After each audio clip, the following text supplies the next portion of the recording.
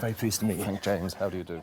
In 1816, Mary Shelley wrote Frankenstein, the story of a scientist who made a monster out of body parts and brought it to life with electric shocks.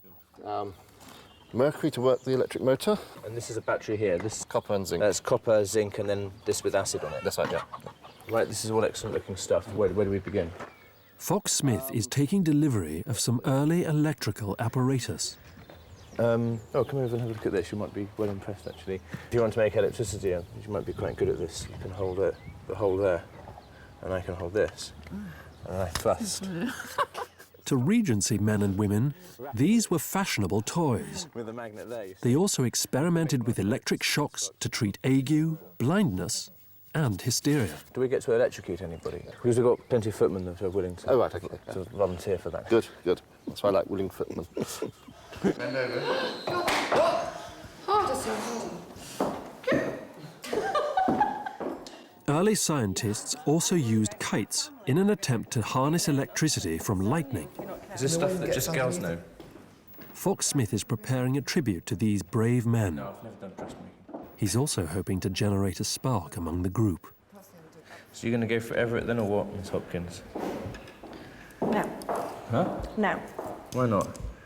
Look, why is my love life the topic of today's discussion?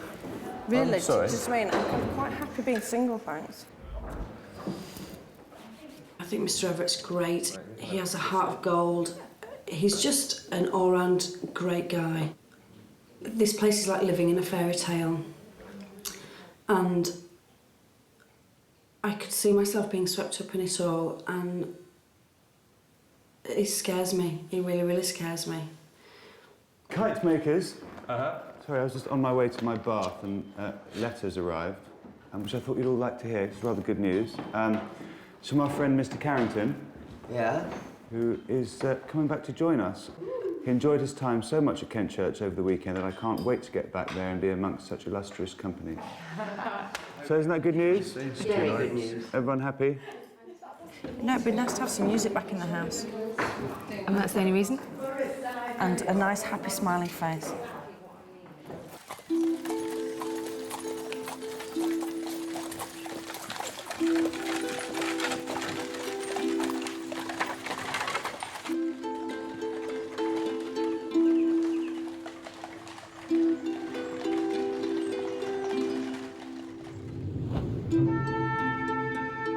On his earlier weekend visit, musician Mr. Carrington touched a chord with Miss Hopkins. When Mr. Carrington came for the weekend, it was like a breath of fresh air walking into this house. Something just kind of clicked inside me. And yes, I do fancy him. The hostess's companion, Miss Martin, is helping Miss Hopkins make a love token to greet Mr. Carrington. This looks wicked, right?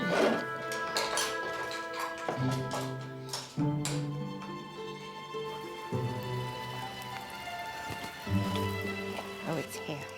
Chaperone Mrs. Hammond is so thrilled at the prospect of having an attractive musician back at the house, she's hired a grand piano. This is just what we needed. Perfect.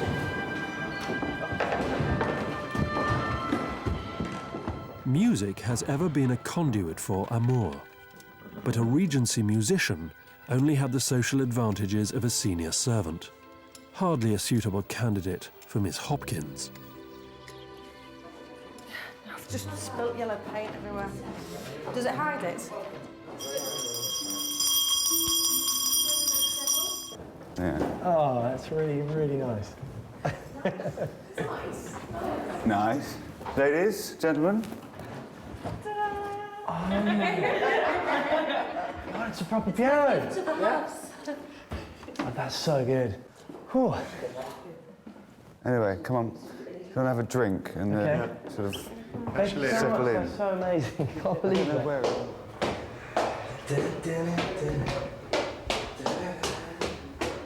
Here's a little something from me to you to welcome you back to Kent Church Court. It's good to have you back, mate. Fondest regards, Miss Hopkins. Oh, look at this tambourine, what she's done. It's so amazing. Follow the beat of your heart. God, I'm really getting blown away today. I want to go home. I want to go home.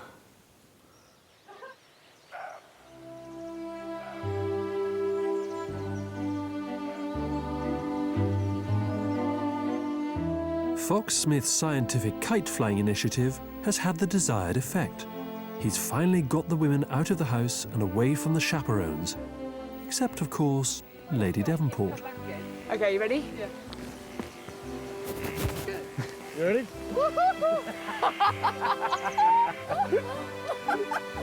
Yeah?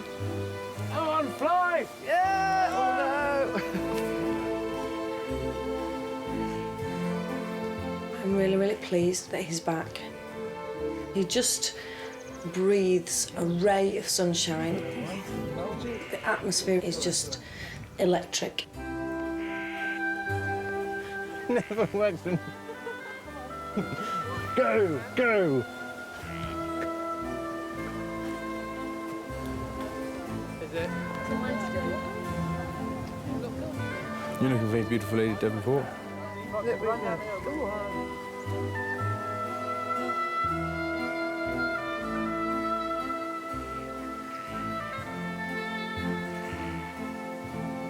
This isn't only the search for faster, higher, keener, better looking. This is the search for truth.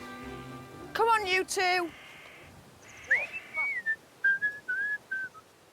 By getting better with kites, they're understanding forces better. By understanding forces better, they're understanding the planets better. By understanding the planets better, they're understanding their own universe better. By understanding their own universe better, they're understanding their own world better. By understanding their own world, they're understanding themselves better. It's not just about flying a kite here. Wait, go! Yes! Oh, go on!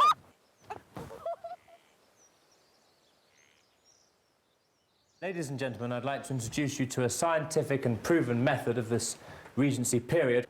A certain Mr. Fowler states that is it not the duty of young persons before entering upon the marriage state to know the characteristics and disposition of those who are their partners? Phrenology, an early 19th century attempt to read a person's character by plotting the bumps on their head. Brilliant. A must for those looking to find the perfect husband. Nicely. Sorry. Can you try and be nice? What, like that? Yeah. Oh, this is science. It's not meant to be a head massage. You make it. Thanks to Mr. Fox-Smith's unfailing efforts to use science to inspire passion, Miss Hopkins gets to make a move on Mr. Carrington. And clean hair, which is great. Honestly, you don't have very many lumps on your head. Do you not kind of have any bumps when you're a child? I'm kind of perfect, you know. Oh, really? And I just sat there and no one came up to touch my head, so after about a couple of minutes I thought, well, sod it, then I'm not going to sit in here and wait for someone or go and ask someone if they wanted to feel my head. I'd rather just come and breathe some night air, and hopefully that nonsense will be finished quite soon, and, you know, we'll do something else with the evening. Mr. Everett would be the more sincere, truer, genuine kind of guy. And I think Mr. Carrington would break my heart.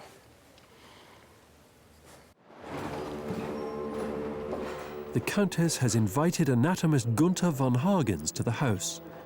The Regency was, after all, the age that invented the autopsy. Liebe Comtesse, I am very pleased that you have taken the time to send me correspondence from your Kenchurch House Party. Anatomy aims to illustrate the detail and functioning of our bodies.